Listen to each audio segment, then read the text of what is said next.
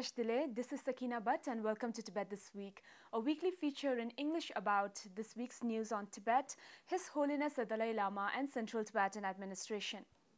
Let's look at the headlines first. His Holiness the Dalai Lama grants audience to participants of 550 Youth Forum. CTA President greets India on 72nd Independence Day. His Holiness the Dalai Lama, President Dr. Lobsang Singye and Speaker Khenpo Sonam Thempel condoles passing away of Sri Atal Bihari Vajpayee. His Holiness the Dalai Lama and President Dr. Singye condoles passing away of UN Secretary General Kofi Annan. The four-day 550 Youth Forum that began on Friday last week at the Imperial Heights along with senior dignitaries of Central Tibetan Administration concluded on Monday this week. Actually, from CTA's point of view, this is the highest level of welcome that you can get. Presided by President Dr. Lobsang Singye, the four-day Youth Forum deliberated on CTA's 550 vision in shaping Tibet's political future and strengthening the Tibetan freedom movement. Over 140 participants from 15 different countries took part in the four-day forum to express their opinions candidly and exchange ideas and knowledge regarding the challenges and opportunities facing the Tibetan movement.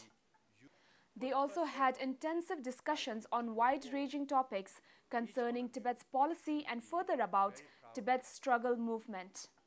The Kasha's 550 vision is premised on His Holiness's advice to hope for the best and prepare for the worst. After years of planning and discussion in the Kasha, we launched the 550 vision in 2017.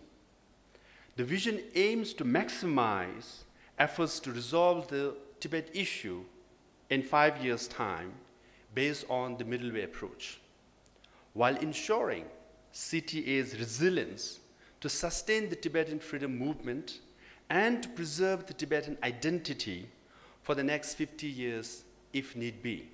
The forum particularly focused on generating opportunity for Tibetan youths around the world to become a part of Central Tibetan Administration's 550 vision and in shaping Tibet's political future and strengthening the Tibetan freedom movement.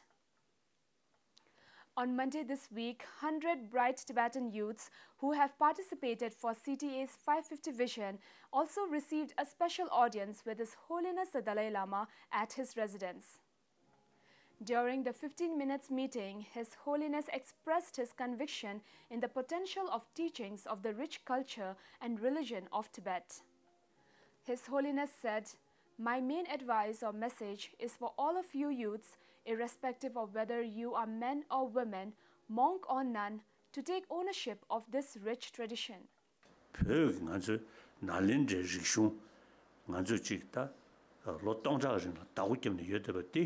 Nowadays, the Nalanda tradition of approaching the Buddha's teachings with logic and reason is only found amongst Tibetans.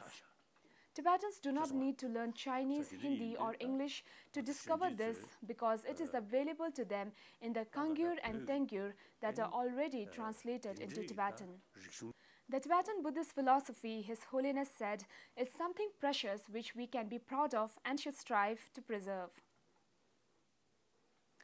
President Dr. Lobsang Singye of Central Tibetan Administration congratulated India on the occasion of its 72nd Independence Day. After unfurling the Indian national flag at the Kasha Secretariat, the President said, "It is a day to remember what a great country India is. This country has done more for Tibetans than any other country.